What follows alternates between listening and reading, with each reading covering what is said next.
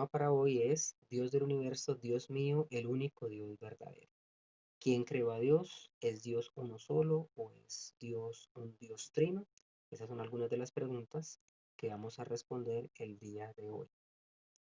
Entonces, nosotros leemos que en la Biblia está Éxodo 3 del 14 al 15, es la historia cuando Moisés vio la zarza y le llamó mucho la atención y se acercó y Dios se reveló a Moisés y Dios le dijo que sacara al pueblo de Israel de la esclavitud.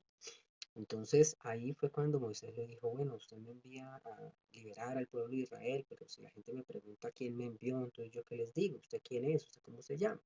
Entonces la Biblia dice en Éxodo 3:14, y respondió Dios a Moisés, yo soy el que soy. Y dijo, así dirás a los hijos de Israel, yo soy, me envió a vosotros. Y el verso 15 dice, Yahvé, el Dios de sus antepasados. Yahvé, Jehová, el Señor, en otras versiones.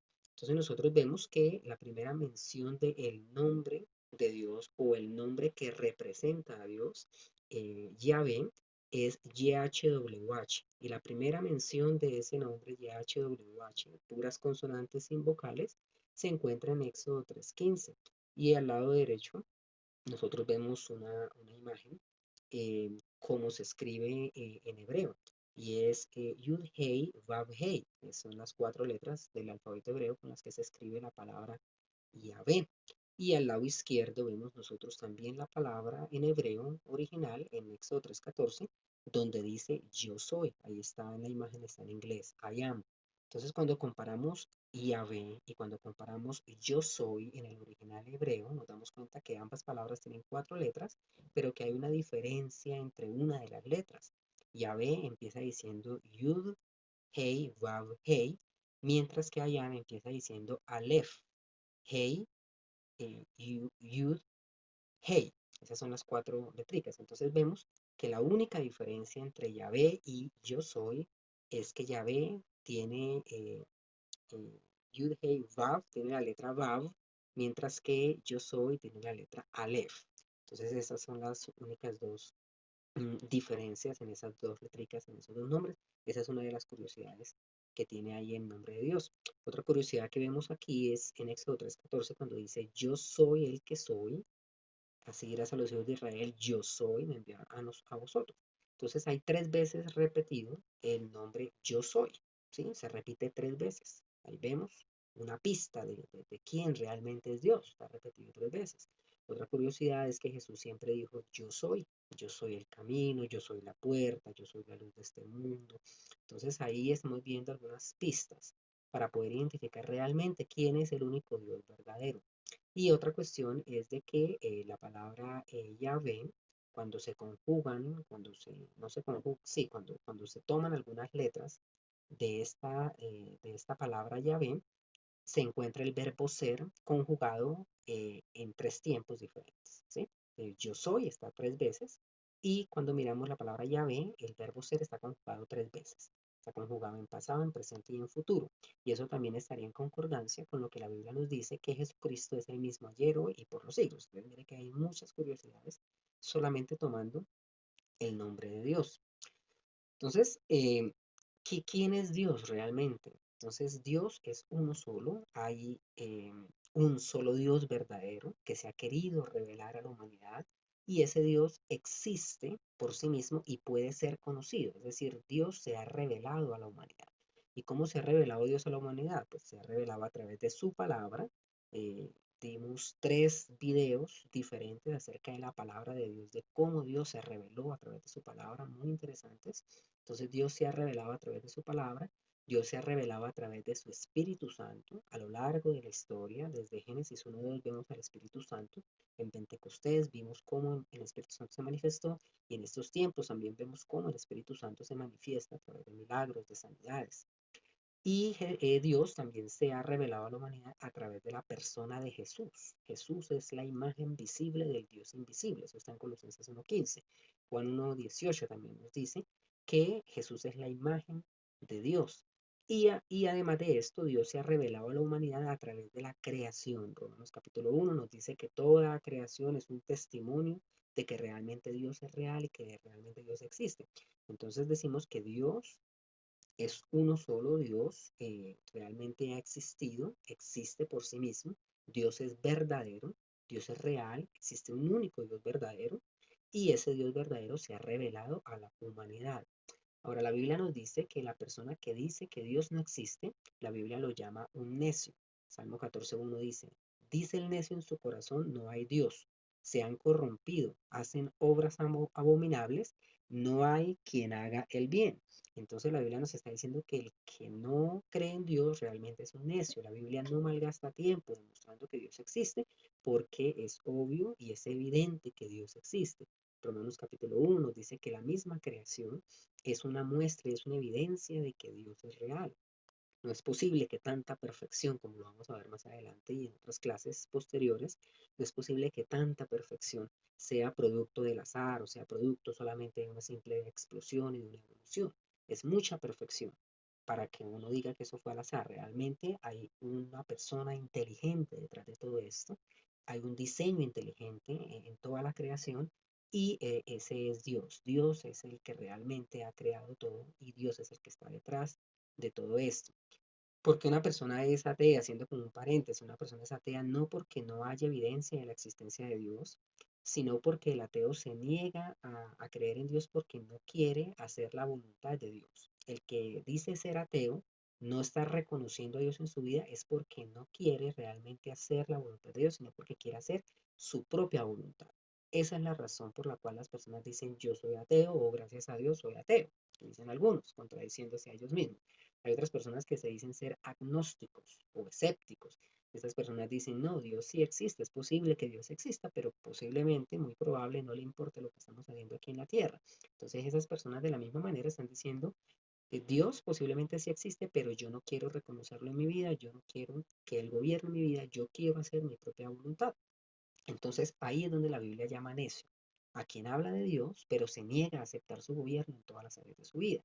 Y tristemente, pues hay muchos ateos en este momento, o agnósticos o escépticos, que fueron cristianos alguna vez, pero cuando llegó la prueba, son como la Biblia dice, que son hojarasca, llega el fuego de la prueba y los quema. Entonces, cuando llegó la prueba, estas personas no pudieron soportar la prueba, no pudieron soportar posiblemente esa situación difícil entonces renegaron de Dios, se resintieron contra Dios. En este momento son ex cristianos resentidos, que son los que con mucho fervor atacan el cristianismo. Cualquier persona que habla de Dios, entonces empiezan a insultarla, empiezan a mirar cómo con la ciencia tratan de demostrar que Dios no existe, pero muy en el fondo ellos saben que Dios sí es real. Lo que pasa es que ellos no pudieron soportar la prueba cuando llegó. Entonces dicen, como Dios no me ayudó en el momento que yo tuve mi tribulación, entonces yo no creo que Dios realmente exista y ahora dedico mi vida a hablar mal de él y a desacreditarlo delante de todo el mundo. Entonces, realmente ateo no hay. Ahora, una de las preguntas que dijimos al comienzo de este video y pregunta que le hacen mucho a las personas y es ¿quién creó a Dios? Entonces, cuando alguien pregunta, oiga, ¿quién creó a Dios? Uno le dice, cabezón, a Dios nadie lo creó porque Dios es el creador. Entonces, si Dios es el creador, pues a Dios nadie lo creó. Él siempre ha existido. Dios es eterno, Dios siempre ha existido y Él es el creador. Ahora, para poder entender esto de una mejor manera, tengo aquí una imagen que es una espiral. Y esa espiral, supongamos que esa espiral simboliza la eternidad, es decir, donde no hay tiempo, sino donde todo es eterno. En esa eternidad, en esa espiral de la eternidad, Dios ha existido por siempre. Y en esa eternidad Dios hizo un paréntesis para crear lo que es la materia, crear lo físico, ¿sí?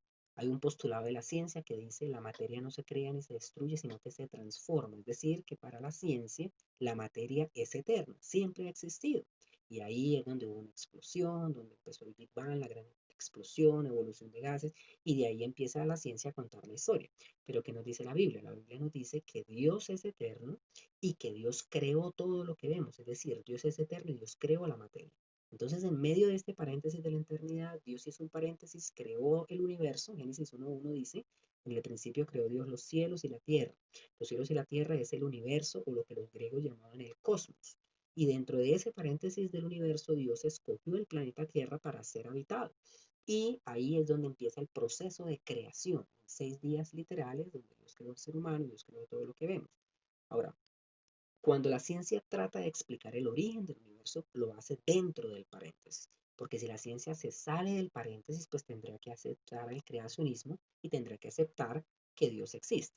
Entonces, para la ciencia no hay principio, sino que la materia siempre ha existido y se transforma. Pero la Biblia nos dice que Dios es el principio, Dios es el fin y dentro de la eternidad Dios hizo un paréntesis para crear todo lo que vemos. Dentro del paréntesis, ¿qué hay? Está la materia, está el tiempo, porque antes del paréntesis es eternidad y después de que esta tierra deje de ser, después del paréntesis también habrá eternidad. Entonces, dentro del paréntesis, ¿qué hay? Hay materia, hay tiempo, está el espacio, está lo físico, lo que podemos ver, y lo tangible, lo que podemos tocar, lo que podemos percibir con los sentidos. Ahora, la cuestión de que es difícil entender esto es porque nosotros nacimos dentro del paréntesis. Entonces, cuando le preguntan a uno, oiga, ¿Dios quién lo creó? Es porque estamos pensando en un inicio. Y cuando hablamos de la eternidad y de la vida eterna, le dicen a uno, uy, pero vida eterna ¿y hasta cuándo? Porque la gente está pensando en un final. Siempre estamos pensando en un principio, siempre estamos pensando en un final. Y eso es lo que la ciencia siempre nos ha dicho.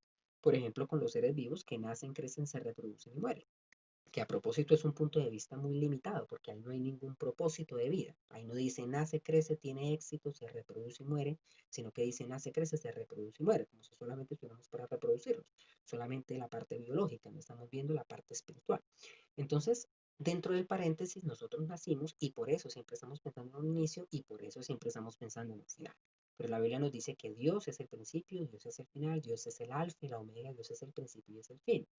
Y la Biblia nos está diciendo en Éxodo 3:14, que fue el que vimos hace un momento, que Dios existe por sí mismo y Dios existe fuera de la creación, es decir, Dios existe por fuera del paréntesis, ¿sí?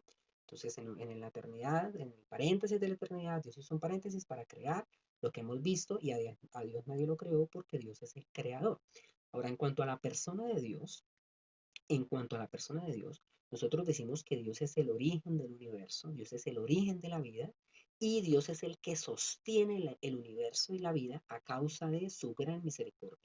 La Biblia dice en Lamentaciones 3:22, por la misericordia de Jehová no hemos sido consumidos porque nunca decayeron sus misericordias. Por la misericordia de Dios es que este universo subsiste.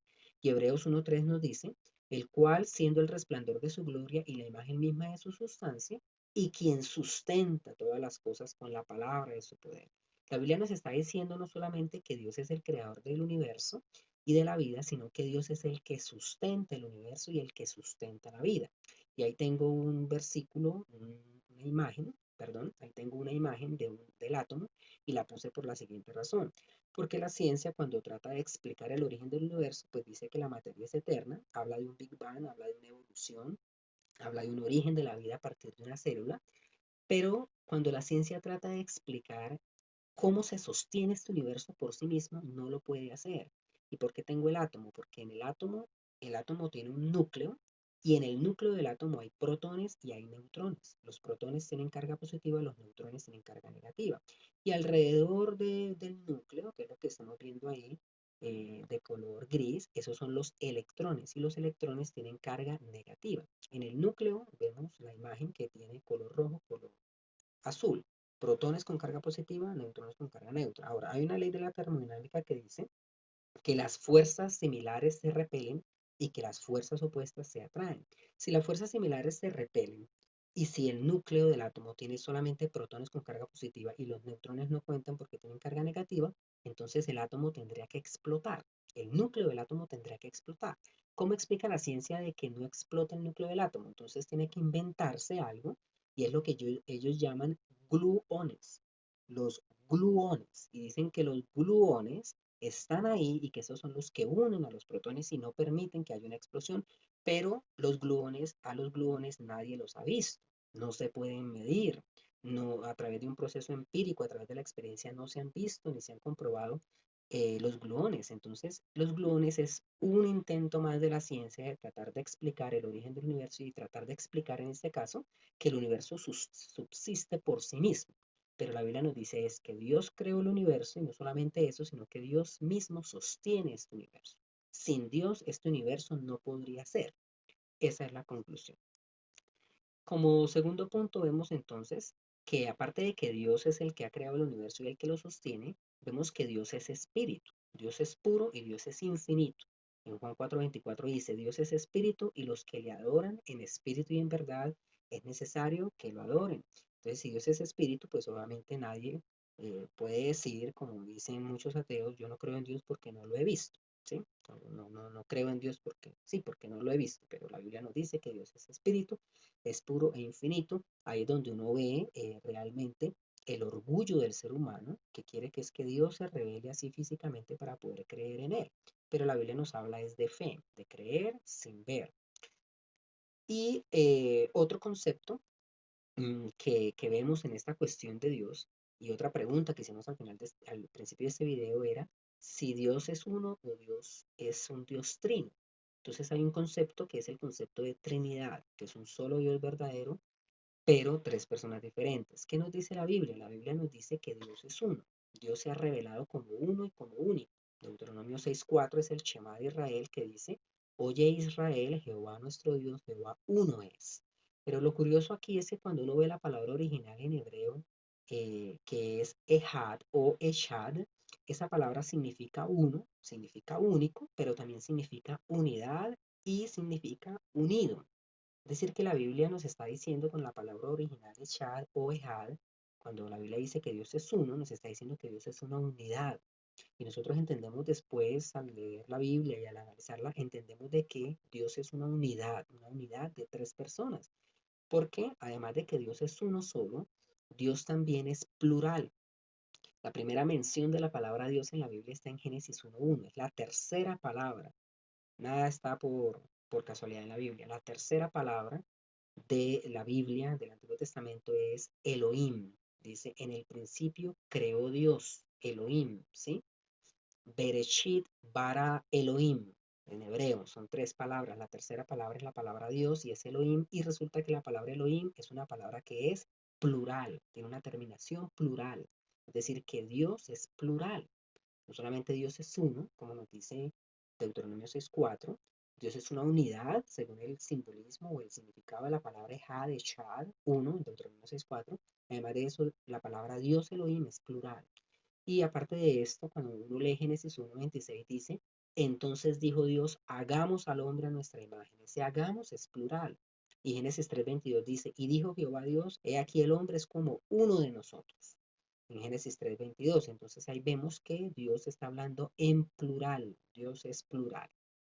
Entonces, ¿qué es la Trinidad? Primero que todo, tenemos que tener en cuenta que Dios es uno solo, es un solo Dios verdadero y Él se ha revelado como una unión eterna entre Padre, Hijo y Espíritu Santo. Es un solo Dios verdadero, pero se manifiesta a través de tres personas diferentes. Y algo importante es que la palabra Trinidad no está en la Biblia, pero el concepto de Trinidad sí está a lo largo de la Biblia, no solamente en el Antiguo, sino también en el Nuevo Testamento. La Trinidad la vemos indirectamente en el Antiguo Testamento. Ahí están las citas, que son las que vimos la vez pasada, Génesis 1 del 1 al 3, Génesis 1:26, Génesis 3:22, Génesis 11:7, Isaías 6:8.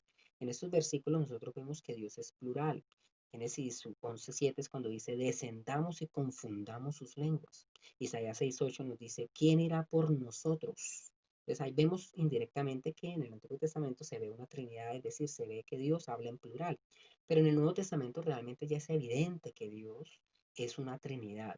Y ahí están las citas. Génesis 1:1, cuando dice que en el principio era Dios, el verbo, y el verbo estaba con Dios y el verbo era Dios. Génesis 1:14 nos dice que ese verbo se hizo hombre.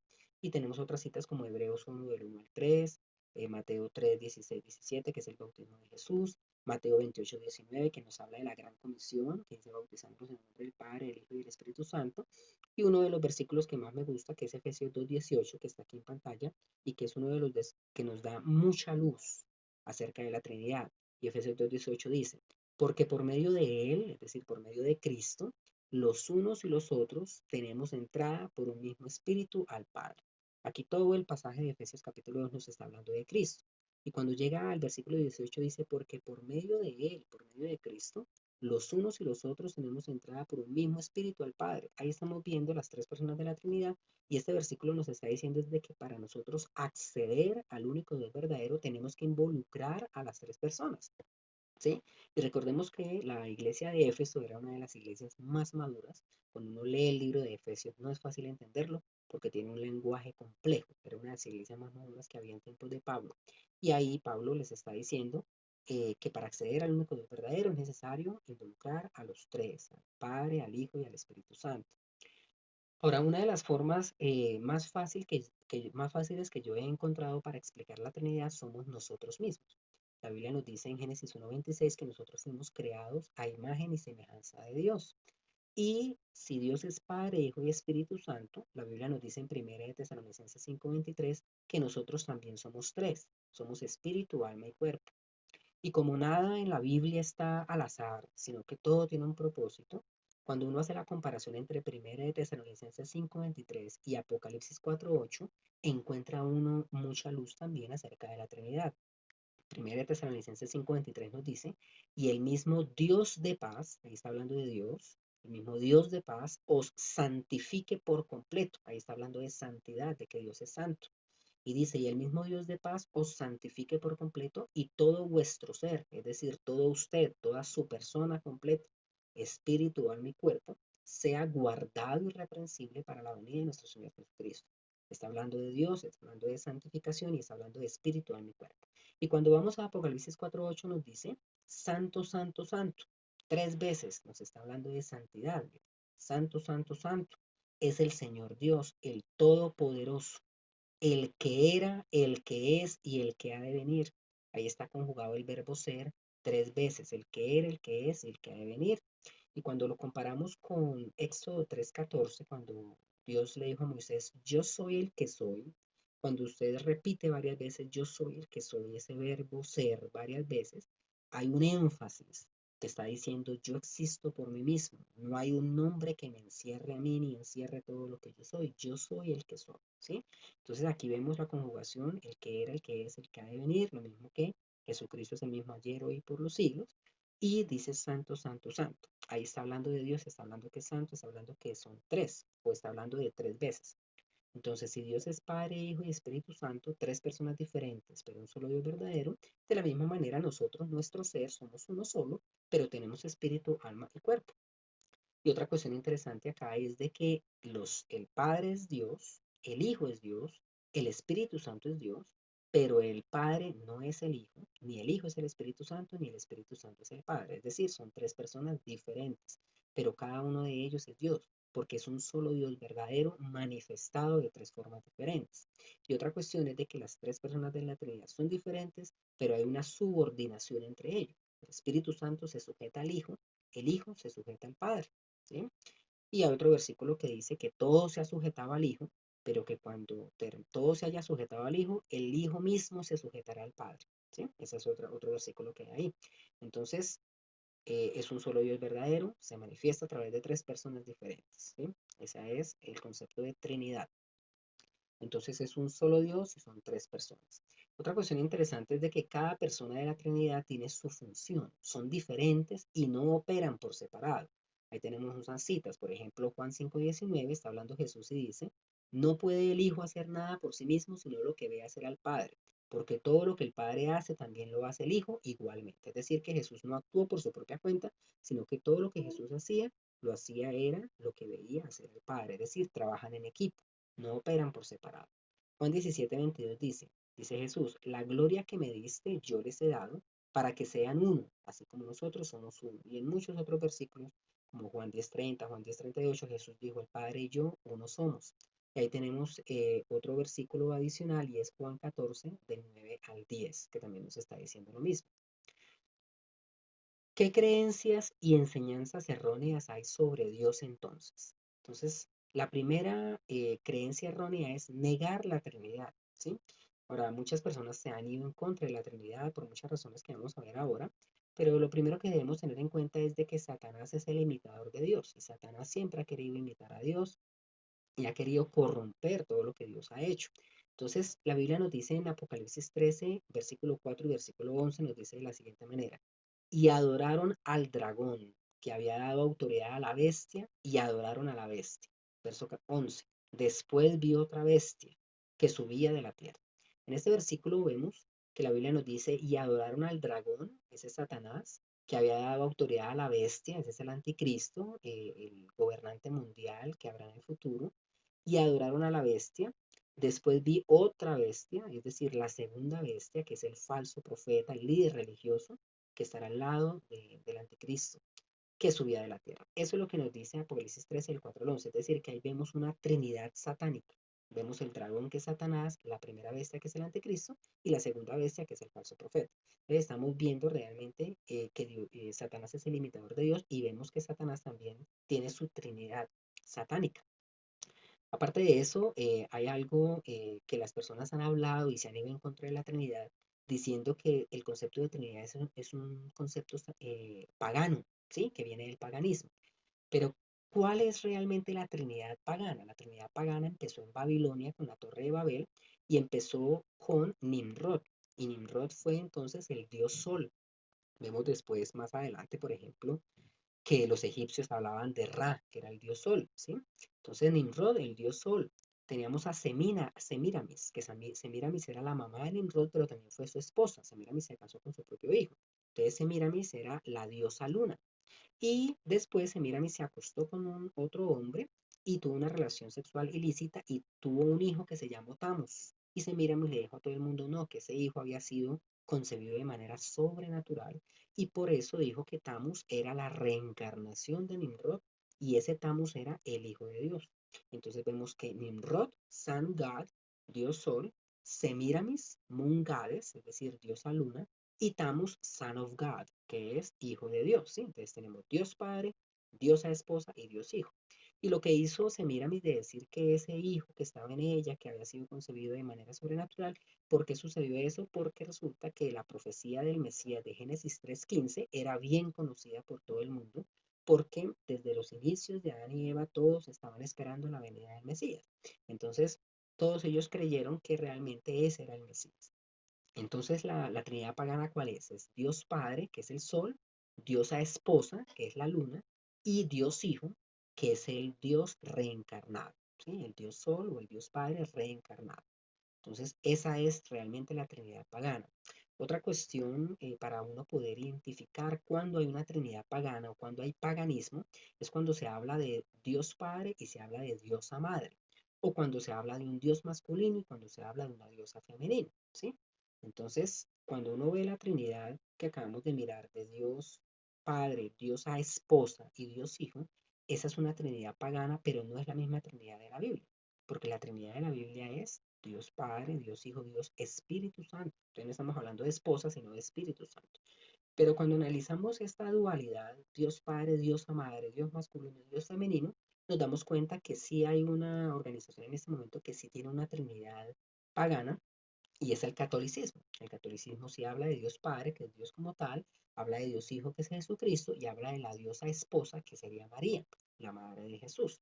Y esa Trinidad pagana que vemos aquí, me devuelve una diapositiva, que dice el Dios Padre, la diosa esposa y el Dios Hijo. Esa Trinidad pagana empezó en Babilonia, pero se diseminó por toda la tierra, de modo que uno ve Trinidad pagana en Egipto, en los fenicios, en muchos otros sitios, en Roma, en Grecia. Uno ve esa Trinidad pagana en muchas partes porque de Babilonia, como dicen algunos historiadores, pues de Babilonia fue de donde salieron todas las falsas religiones, ¿sí? Entonces, primera creencia errónea acerca de Dios es negar la Trinidad. La segunda creencia errónea es negar que el Espíritu Santo es una persona. Y nosotros vemos en la Biblia que el Espíritu Santo tiene cualidades de una persona y por lo tanto es una persona. El Espíritu Santo ama, habla, tiene intelecto, nos consuela, nos enseña.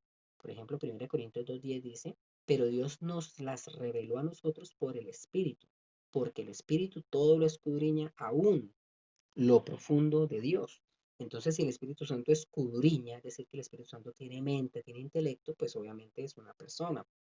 Y el Espíritu Santo no es la fuerza activa de Dios, como dicen los testigos de Jehová, porque una fuerza no ama, no habla, una fuerza no tiene intelecto, una fuerza no puede enseñar. Entonces, todas estas son cualidades de una persona y por lo tanto el Espíritu Santo es una persona. Entonces, el Espíritu Santo no es la fuerza activa de Dios. Esa es una creencia errónea acerca de Dios.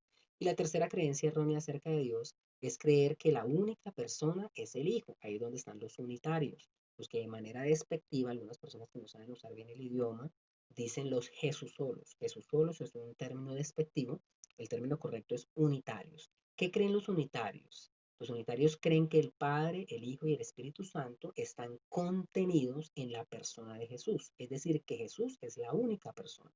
Pero nosotros no podemos decir que Jesús es la única persona de Dios, porque en Juan 17 nosotros vemos que Jesús hablaba con el Padre. Entonces vemos realmente que son dos personas diferentes. Jesús no estaba hablando solo, Jesús le estaba hablando al Padre. Y otra cuestión muy importante es lo que nos dice Marcos 15, y es de que Jesús murió y estuvo en el sepulcro 3 días. Y no podemos decir que si Jesús es la única persona de Dios, no podemos decir que el mundo se quedó sin Dios en esos 3 días. Porque como ya vimos, Dios mismo es el que sustenta este universo. Entonces, el mundo no se puede quedar sin Dios. Entonces, realmente no es una sola persona, sino que son tres personas diferentes. Otra cuestión es Mateo 3 del 16 al 17, donde nos habla del bautismo de Jesús, y aquí sí se ven explícitamente las tres personas de la Trinidad, cuando dice el texto, y Jesús, ahí está el Hijo de Dios, después que fue bautizado, subió luego del agua, y he aquí los cielos le fueron abiertos, y vio al Espíritu de Dios que descendía como paloma, ese es el Espíritu Santo, y venía sobre él.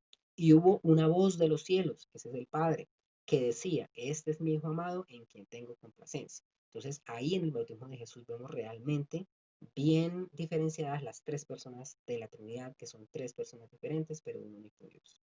Y por último, para ya terminar este tema, vemos los atributos de Dios. Hay unos atributos que son propios y otros atributos que son compartidos. Tenemos dos tipos de atributos diferentes. Entonces, los atributos nos hablan de la naturaleza y del carácter del único Dios verdadero. Los atributos propios nos hablan de la naturaleza de Dios y los atributos compartidos nos hablan del carácter de Dios. Entonces, los atributos que son propios de Dios son los que son de su esencia, de la esencia de su ser, la esencia del ser de Dios. Y son los que están hablando de su naturaleza, por ejemplo, su espíritu. Ese es un atributo propio de Dios, solamente de Dios, tiene que ver con su naturaleza y un ejemplo es su espíritu. Y los atributos compartidos son los atributos que Dios ha compartido con el ser humano, porque el ser humano es semejanza e imagen de Dios, y esos atributos compartidos tienen que ver con el carácter de Dios. Y Dios los ha compartido con el ser humano y nosotros debemos tenerlos, aunque de manera imperfecta. Entonces, en los atributos propios, que son solamente los atributos que Dios posee, o sea, los que solo Dios posee, esos atributos son acerca de su naturaleza divina. Solamente Dios es así. Por ejemplo, Dios es único. Dios es uno en sí y es el único Dios verdadero. ¿Sí? Dios es infinito, es absoluto, no está limitado por el espacio. Dios es eterno, no está sujeto al tiempo, no tiene principio ni fin. Recordemos que Dios está por fuera del paréntesis que acabamos de ver en la espiral de la eternidad. Dios es inmutable. ¿Qué quiere decir la inmutabilidad de Dios? Quiere decir que Dios no cambia, ni su ser, ni sus planes. Y otro atributo propio de Dios es que Dios es soberano, es decir, Dios es autosuficiente. Dios es la fuente del universo, de la vida, es la única autoridad independiente. Dios existe por sí mismo. No hay otro Dios fuera de él. Es el único Dios verdadero. Él es soberano para hacer lo que él quiere. Nadie le puede decir, oye, ¿usted qué está haciendo? ¿Por qué hace usted esto? Dios, ¿usted por qué no hizo aquello? No. A Dios nadie le puede decir nada porque Dios es soberano y él hace lo que él quiere. Y otros tres atributos propios de Dios, que son muy conocidos, es que Dios es omnipresente. Quiere decir que Dios está presente en todo lugar. Los testigos de Jehová, la última que se inventaron fue decir que Dios no es omnipresente y citan el Antiguo Testamento diciendo que Dios está en el cielo. Pero Dios sí es omnipresente y es omnipresente y puede estar en todas partes al mismo tiempo a través de qué? A través del Espíritu Santo. Y como el Espíritu Santo es Dios, entonces quiere decir que Dios es omnipresente. Por eso Jesús dijo, les conviene que yo me vaya para enviarles el consolador. Claro, si Jesús no se hubiera ido, entonces Jesús estaría en este momento en el monte allá de los olivos, estaría solamente allá en Jerusalén y nosotros aquí no podríamos ver. Pero como Jesús dijo, les conviene que yo me vaya y les envío a otro ayudador que va a estar con ustedes todos los días. Entonces ahí la Biblia nos está diciendo que Dios es omnipresente a través de su Espíritu Santo. Además de eso, Dios es omnisciente, quiere decir que Dios todo lo sabe, no hay cosa oculta para Él, Dios todo lo sabe. Y por último, Dios es omnipotente, es decir, que Dios es el todopoderoso. Su poder no tiene límites, Dios lo puede hacer todo, aunque obviamente hay unas cosas donde dice, oiga, Dios no puede hacer esto, por ejemplo, Dios no se puede negar a sí mismo, ¿sí? Entonces, cuando uno habla de la omnipotencia de Dios, quiere decir obviamente cosas que Dios puede hacer a favor de sí mismo o a favor de la humanidad. Entonces Dios es omnipresente, omnisciente, omnipotente. Y aparte de los atributos propios, tenemos también unos atributos compartidos, son los que tienen que ver con el carácter de Dios y son los atributos que Dios ha compartido con el ser humano, aunque de manera imperfecta. Por ejemplo, la santidad. Entonces, si Dios es santo, Dios también quiere que nosotros seamos santos, pero aunque seamos santos de manera imperfecta. Recordemos que santo quiere decir apartado. Dios también ha compartido un atributo y es la justicia. Entonces, si Dios es justo, nosotros también debemos ser justos.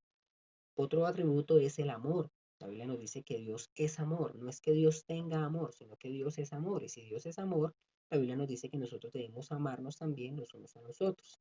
Dios también ha compartido el atributo de la libertad. Entonces, si Dios es libre, nosotros también somos libres, libres del pecado. Y otro atributo es la voluntad. Entonces, Dios tiene voluntad propia, nosotros también tenemos voluntad propia, nosotros tenemos libre albedrío, nosotros decidimos si queremos seguir a Dios o no seguirlo. Es nuestra voluntad. Y por último, otro atributo es la verdad y la fidelidad. Entonces, si Dios es veraz y si Dios es fiel, Dios también quiere que nosotros seamos veraces y seamos fieles.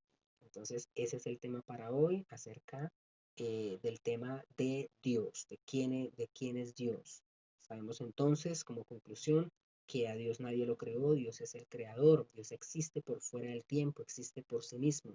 Dios es uno solo y se ha revelado a través de tres personas diferentes, que es el Padre, el Hijo y el Espíritu Santo, así como nosotros somos uno solo y somos espíritu, alma y cuerpo. Y Dios tiene unos atributos que son propios de su naturaleza divina, que son solo de Él, y tiene unos atributos compartidos, que son los de su carácter y que ha compartido con el ser humano, aunque de manera imperfecta. Entonces, ese es el tema para hoy. Los invito para que se suscriban a nuestro blog bibliaaplicada.wordpress.com y para que se suscriban a nuestro canal de YouTube y activen las notificaciones para que cada vez que nosotros subamos un nuevo video, ustedes puedan recibir una notificación, una alerta en su celular, en su correo electrónico. Entonces, muchas bendiciones para todos.